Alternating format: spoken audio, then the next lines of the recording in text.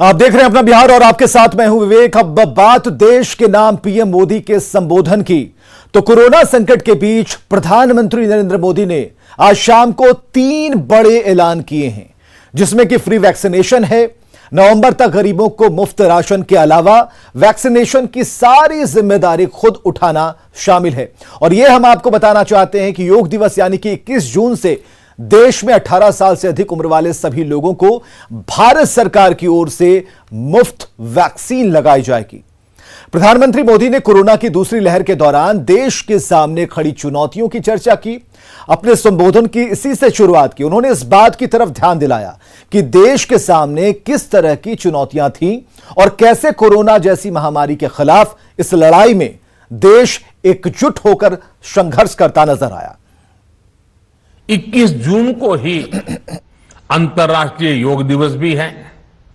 21 जून सोमवार से देश के हर राज्य में 18 वर्ष से ऊपर की उम्र के सभी नागरिकों के लिए भारत सरकार राज्यों को मुफ्त वैक्सीन मुहैया कराएगी।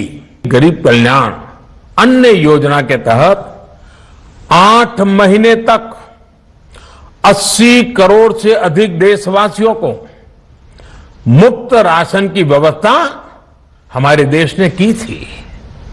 इस वर्ष भी दूसरी वेव के कारण मई और जून के लिए भी इस योजना का विस्तार किया गया था। आज सरकार ने फैसला लिया है कि प्रधानमंत्री गरीब कल्याण अन्न योजना को अब दीपावली तक आगे बढ़ाया जाएगा। महामारी के इस समय में सरकार गरीब की हर जरूरत के साथ उसका साथी बनकर खड़ी है। यानी नवंबर तक 80 करोड़ से अधिक देशवासियों को हर महीने तय मात्रा में मुफ्त अनाज उपलब्ध होगा। आज ये निर्णय लिया गया है कि राज्यों के पास वैक्सीनेशन से जुड़ा जो 25% काम था, उसकी जिम्मेदारी भी भारत सरकार उठाएगी। वैक्सीन निर्माताओं से कुल वैक्सीन उत्पादन का 75% हिस्सा भारत सरकार खुद ही खरीदकर राज्य सरकारों को मुफ्त देगी। देश की किसी भी राज्य सरकार को वैक्सीन पर कुछ भी खर्च नहीं करना होगा। चलिए, बड़ी बातें क्या रही? 3 बड़ी बातें तो खुद प्रधानमंत्री ने बताई। अब हम आपको बता रहे हैं कि क्या क्या होना है। 21 जून से 18 से ज्यादा उम्र के लोगों को मुफ्त वैक्सीन दी जाएगी। राज्यों को केंद्र मुफ्त वैक्सीन उपलब्ध करवाएगा, मुहैया करवाएगा। प्राइवेट अस्पतालों में टीकाकरण जारी रहेगा। प्रधानमंत्री मोदी की बड़ी मोटी बातें हम आपको बता रहे हैं। प्राइवेट अस्पताल में वैक्सीन के लिए सर्विस चार्ज 150 रुपए लिए जाएंगे। 1 साल में 2 मेड इन इंडिया वैक्सीन बनाई गई। प्रधानमंत्री ने इस पे काफी गर्व की बात उन्होंने कही और इतने कम समय में वैक्सीन बनाना मानवता के लिए एक बड़ी उपलब्धि है। वैक्सीनेशन का दायरा भी बढ़ाया और वैक्सीनेशन के लिए स्पीड भी बढ़ाई गई। वैक्सीन के प्रोडक्शन और ट्रायल पर काम जारी है। भारत ने हर आशंका को गलत सिद्ध किया है। दिवाली तक देश के गरीबों को मिलेगा मुफ्त अनाज। पीएम गरीब कल्याण अन्न योजना के तहत ये सुविधाएं दी जाएंगी। जो बातें प्रधानमंत्री ने अपने बातों में कहा, 100 सालों में पहली बार ऐसी त्रासदी सबने देखी है। और एहतियात की जहां तक बात करें, प्रधानमंत्री ने कहा कि अब भी एहतियात बहुत जरूरी है। और इधर मुख्यमंत्री नीतीश कुमार ने पीएम मोदी को राज्यों को मुफ्त वैक्सीनेशन और गरीबों को दीपावली तक मुफ्त अनाज के फैसले पर धन्यवाद दिया है। सीएम ने ट्वीट पर लिखा है कि पूर्व से केंद्र सरकार द्वारा 45 वर्ष से ऊपर के लोगों के टीकाकरण हेतु मुफ्त टीका राज्यों को दिया जा रहा है। अब माननीय प्रधानमंत्री द्वारा 18 साल से अधिक और 45 साल से कम आयु वर्ग के सभी लोगों के टीकाकरण के लिए राज्य सरकारों को मुफ्त टीका उपलब्ध कराने एवं पिछले साल की तरह प्रधानमंत्री गरीब कल्याण अन्न योजना को दीपावली तक बढ़ाकर सभी राशन कार्डधारियों को मुफ्त राशन देने का फैसला उपयोगी और सराहनीय है। इसके लिए माननीय प्रधानमंत्री को धन्यवाद। चलिए आगे बढ़ते हैं। पीएम मोदी के ऐलान के बाद पूर्व डिप्टी सीएम सुशील कुमार मोदी ने विपक्ष पर हमला बोलते हुए ट्वीट किया। सुशील मोदी ने लिखा है कि प्रधानमंत्री की ताजा घोषणाएं संकट काल में गैर जिम्मेदार विपक्ष की वैक्सीन पॉलिटिक्स का कारगर एंटीबॉडी तैयार करने वाली है।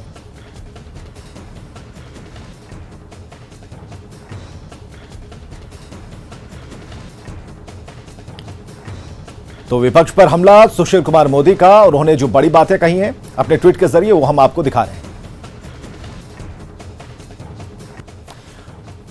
और चलिए हमारे साथ हमारे सहयोगी संजय जुड़े हुए हैं, उनके साथ हैं स्वास्थ्य मंत्री मंगल पांडे। प्रधानमंत्री की बातों को सीधे बिहार के स्वास्थ्य मंत्री के पास लेकर चलते हैं कि प्रधानमंत्री ने जो कहा संजय, वो बहुत बड़ा और कारगर चीजें उन्होंने बताई हैं और यह कहा है कि जागरूकता से मत चूकिए और एहतियात बहुत जरूरी है। बिल्कुल विवेक, और खासकर 18 प्लस के एज ग्रुप के जो ऊपर के लोग हैं उनके लिए 21 जून से फ्री में वैक्सीनेशन और गरीबों के लिए मुफ्त अन्न देने की दीपावली तक जो योजना है उससे बिहार के लोगों को बहुत फायदा होगा, इस बात से इंकार नहीं किया सकता। मंगल पांडे जी की क्या प्रतिक्रिया हम उन्हीं से जानते हैं। आज जिस तरीके से राष्ट्र के नाम संबोधन हुआ प्रधानमंत्री जी का, उसको लेकर किस तरह आप आकलन कर रहे हैं इस संबोधन का? आदरणीय प्रधानमंत्री जी ने आज जो 2 घोषणाएं की हैं, उन दोनों घोषणाओं ने एक बार फिर से इस बात को साबित किया है कि आदरणीय प्रधानमंत्री जी वास्तव में इस देश के प्रधान सेवक के रूप में काम करते हैं और लोगों के सेवा का पूरा ध्यान रखते हैं। और जब भी देश को उनकी सेवा की जरूरत पड़ती है वो आगे बढ़ के तत्परता के साथ हर निर्णय को भी करते हैं। आज जब देश को यह जरूरत है कि टीका ज्यादा से ज्यादा लगे, सभी लोगों को लगे और अर्थ इसमें कहीं रुकावट न आए, परेशानी न बने, इसलिए आदरणीय प्रधानमंत्री जी ने निर्णय किया कि 18 वर्ष से अधिक उम्र के जो भी लोग हैं उन सभी लोगों को आगे आने वाले समय में जो टीका लगेगी वो भारत की सरकार के द्वारा राज्य सरकारों को मुफ्त में उपलब्ध कराया जाएगा। मतलब लोगों को टीके जो लगेंगे वो मुफ्त में सरकार की ओर से लगाया जाएगा। वास्तव में यह बहुत बड़ा कदम है और इस निर्णय से हम जहां कोरोना के खिलाफ लड़ाई लड़ने में और मजबूती के साथ आगे बढ़ेंगे, वहीं हम कोरोना को पराजित करने के दिशा के तरफ भी कदम बढ़ाएंगे। साथ ही प्रधानमंत्री जी ने गरीब कल्याण पैकेज के तहत जो दीपावली तक मतलब नवंबर के महीने तक गरीबों को मुफ्त अनाज देने की घोषणा की है, यह भी प्रधानमंत्री जी की संवेदना को प्रकट करता है कि किस प्रकार से वो देश के आम गरीब कमजोर लोगों तक अपने सरकार की सुविधाओं को पहुंचाना चाहते हैं। और उनके मन की जो बात है कि इस देश में कोई भी गरीब व्यक्ति भूखा न सोए, अनाज की कमी किसी को नहीं हो। और ये कोरोना का जो दूसरा दौर आया है, इस दौर में यदि किसी को कमाने में कोई कठिनाई आ रही है तो उसके घर में अनाज की कमी नहीं हो, उसके तहत प्रधानमंत्री जी ने कोरोना के इस दूसरे दौर में फिर कोरोना के पहले दौर की तरह ही गरीबों को जो मुफ्त में अनाज देने की घोषणा की है, यह बहुत ही सराहनीय निर्णय है। हम बिहार की जनता की तरफ से भी अपने आदरणीय प्रधानमंत्री नरेंद्र मोदी जी का हृदय से आभार व्यक्त करते हैं कि उन्होंने 18 साल से ऊपर के लोगों के टीका के लिए मुफ्त में व्यवस्था की है और गरीबों के अनाज की भी व्यवस्था प्रधानमंत्री जी ने की है। बिल्कुल विवेक, सुना आपने, बहुत बड़ी राहत की बात है। खासकर 18 प्लस का जो एज ग्रुप है उसके लिए 21 जून से वैक्सीनेशन फ्री हो जाएगा। बिहार के लोग निश्चित तौर पर राहत महसूस करेंगे। हाल के दिनों में जो परेशानियां आई थी, और नवंबर तक गरीबों को मुफ्त अनाज, बिहार का एक बड़ा तबका जो है इससे लाभान्वित होगा, खुद स्वास्थ्य मंत्री मंगल पांडे भी मानते हैं। जी विवेक। चलिए एक बात तो तय है संजय कि ये बढ़िया एक पहल और जिस तरीके से इस पीरियड में हम लोगों ने खुद को मजबूत किया है वो काबिले तारीफ है। और सबसे बड़ी बात कि आगे किसी भी परिस्थिति में हम खुद को मजबूत कर पाएंगे। बहुत बहुत शुक्रिया संजय हमसे बातचीत के लिए। इधर एनडीए ने प्रधानमंत्री के ऐलान का स्वागत किया। पथ निर्माण मंत्री ने नितिन नवीन ने कहा कि पीएम ने जो ऐलान किया गरीबों के लिए है। जेडीयू प्रवक्ता अभिषेक झा ने कहा कि पीएम के फैसले से जनता को राहत मिलेगी। प्रधानमंत्री जी ने जिस प्रकार से बिहार और देश के गरीब लोगों की चिंता की है, और वो हमेशा हम लोग कहते थे कि गरीबों की सरकार है, तो आज पिछले बार भी आपदा की घड़ी में वो गरीबों के साथ खड़े नजर आए, और इस बार भी जब आपदा और ये विषम परिस्थिति आई तो उन्होंने नवंबर महीने तक मुफ्त राशन देने की जो घोषणा की है, उससे एक बिहार वासियों को बहुत बड़ा लाभ होने वाला है। बिहार जैसा राज्य जहाँ पर कई चीज़ें समस्या में रहती हैं, निश्चित रूप से हम तमाम 12 करोड़ बिहार वासियों की तरफ से माननीय प्रधानमंत्री जी का अभिनंदन करते हैं तहे दिल से। आदरणीय प्रधानमंत्री नरेंद्र मोदी जी ने देश की जनता को संबोधित करते हुए यह फैसला किया कि देश की जनता को वैक्सीन फ्री में दी जाएगी। जो सक्षम लोग नहीं हैं उन्हें अनाज दिवाली तक फ्री में मुहैया कराया जाएगा, और भी जनहित में कई सारे फैसले लिए गए। निश्चित रूप से यह सारे फैसले स्वागत योग्य हैं, जनता को राहत देने वाले फैसले हैं। विपक्ष ने फ्री वैक्सीन देने के पीएम के फैसले का स्वागत किया। साथ ही यह भी कहा कि पीएम का संदेश देश की जनता के दर्द को साझा करने वाला होना चाहिए था।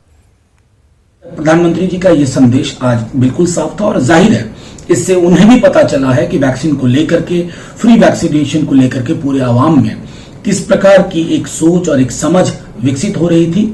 शुक्रिया माननीय प्रधानमंत्री जी। पूरा मुल्क शोक में हो तो प्रधानमंत्री जी की ओर से जो संदेश आना चाहिए था, उस शोक के साथ साझा करने वाला संदेश होना चाहिए था, जिसकी मुझे कमी दिखी। और इधर कांग्रेस एमएलसी प्रेमचंद मिश्र ने कहा कि प्रधानमंत्री ने उन्हीं योजनाओं को लागू किया जिनकी बातें राहुल गांधी करते रहे हैं। प्रधानमंत्री जी राहुल गांधी के सुझावों को तब मानते हैं जब तक देर हो चुकी होती है।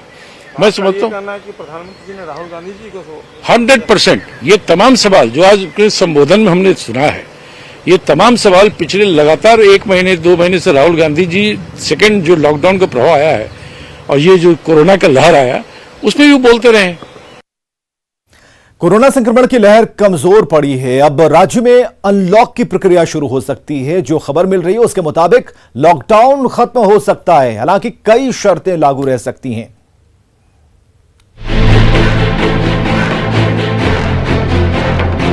बिहार में 8 जून के बाद कुछ शर्तों के साथ लॉकडाउन खत्म हो सकता है। इस पर फैसला क्राइसिस मैनेजमेंट ग्रुप को लेना है। बैठक में अनलॉक को लेकर फैसला होगा।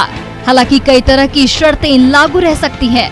सभी डीएम को अधिकार दिया जाएगा जो अपने स्तर से इलाके में धारा 144 लगाएंगे। शादी ब्याह में पूरी तरह से छूट नहीं दी जा सकती है और अनलॉक के बाद भी गाइडलाइंस का पालन करना होगा। जनता भी चाहती है कि कामकाज के लिए थोड़ी छूट मिले, लेकिन थोड़ी सख्ती भी हो। बंदिशें खत्म नहीं होनी चाहिए, धीरे धीरे खुलनी चाहिए। मान लिया कि 2 बजे तक अभी हुआ है तो उसको 4 बजे तक ले जाया जाए। वैसे लोग जो है अब जागरूक हो गए हैं और बहुत मतलब अनलॉक नहीं होना चाहिए, अनलॉक होना चाहिए, पूर्ण रूप से खत्म नहीं करना चाहिए। हाँ। लेकिन लॉकडाउन माने कुछ ऐसा किया जाए कि मजदूर टाइप के लोग हैं भूखे मर जाएगा ये पूर्ण लॉकडाउन में। खत्म होना चाहिए सर। धीरे धीरे जो सुधार है तो थोड़ा सरकार को सोचना चाहिए कि थोड़ा राहत दे, खुलना चाहिए। राहत तो दे ही रही है, थोड़ा खुलना चाहिए दुकान। बिहार में अब तक 4 बार लॉकडाउन लगाया जा चुका है और पहला लॉकडाउन 5 मई से 15 मई तक रहा। दूसरा लॉकडाउन 16 मई से 25 मई तक रहा। तीसरा लॉकडाउन 26 मई से 1 जून तक रहा। तो वहीं चौथा लॉकडाउन 2 जून से 8 जून तक है। और अब बिहार को अनलॉक किया जा सकता है, लेकिन महामारी से बचाव के लिए सतर्कता जरूरी है। Bureau report, news 18 network. Patna के मिशन 50 संस्थान ने एक बार फिर कमाल किया। बीपीएससी 64वीं परीक्षा में 237 अभ्यर्थियों ने बाजी मारी है।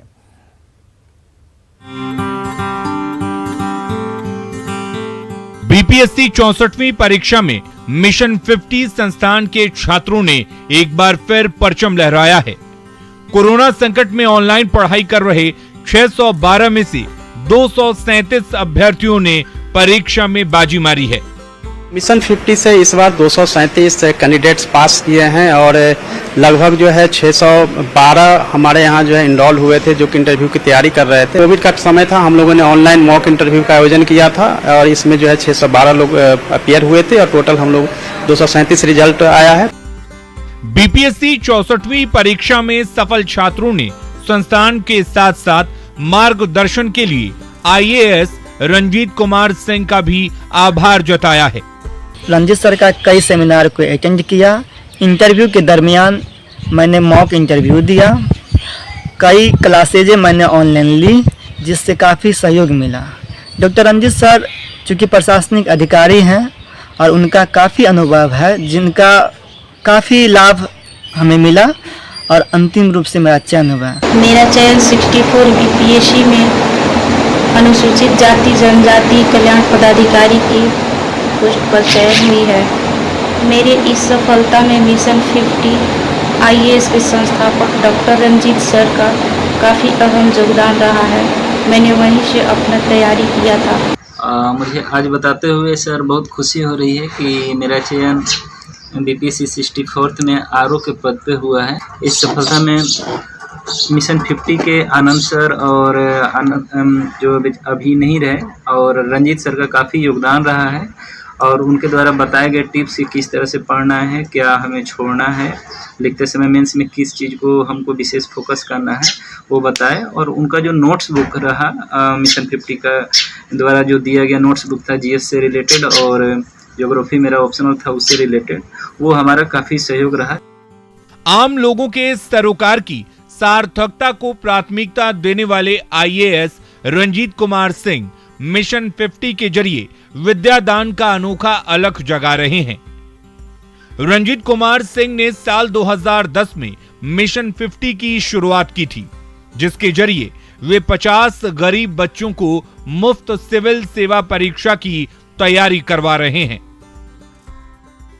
मैं और कई मेरे जो कलीग हैं आईएएस ऑफिसर हैं, जो सब मिलके हम लोग तैयारी करवाते हैं और निःशुल्क हम लोग पूरी तैयारी करवाते हैं। और खास करके जो गरीब बच्चे हैं, गांव सुदूर से आए हैं, उनके लिए बहुत इम्पोर्टेंस होता है, क्योंकि मैंने आईएएस की तैयारी में जो स्ट्रगल किया था, मैं सोचता हूं कि अगर उनको थोड़ी भी कंट्रीब्यूट कर पाऊं तो बहुत बड़ा योगदान होगा। सरकारी कामकाज में बिना बाधा पहुंचाए हुए सैटरडे संडे के दिन में जब छुट्टी का समय होता है या रात का समय होता है तो यूट्यूब या फेसबुक लाइव से उनको हम गाइड करते हैं। चूँकि आप सब जानते हैं कि बिहार में जो है बच्चे गांव-गांव में युवा पीढ़ी है जो तैयारी करती है, जिनको मार्गदर्शन की ज़रूरत है। वैसे में कोविड जैसे समय में जबकि वो घर में बंद है, वैसे समय में उनको एक सही डायरेक्शन देना बहुत ज़रूरी होता है, ताकि यूथ जो है सही डायरेक्शन में जा सके। मिशन 50 संस्था से जुड़े ज्यादातर स्टूडेंट्स बिहार के सुदूर ग्रामीण इलाकों से आते हैं। मिशन 50 संस्था से अब तक 1600 से ज्यादा छात्र कामयाबी की इबारत लिख चुके हैं। उम्मीद है आगे भी मिशन 50 के छात्र संस्थान और अपने गुरु का नाम रोशन करते रहेंगे। न्यूज़ 18 के लिए पटना से संवाददाता शैलेंद्र कुमार की रिपोर्ट। नेटवर्क 18 और फेडरल बैंक संजीवनी की गाड़ी भारत के कोविड प्रभावित जिलों में जा रही है और वैक्सीन के लिए जागरूकता फैलाने की हमारी इस मुहिम को आप भी अपना सहयोग दीजिए। चलिए आपको दिखाते हैं संजीवनी की गाड़ी अब तक कहां कहां गई है और आज कहां है।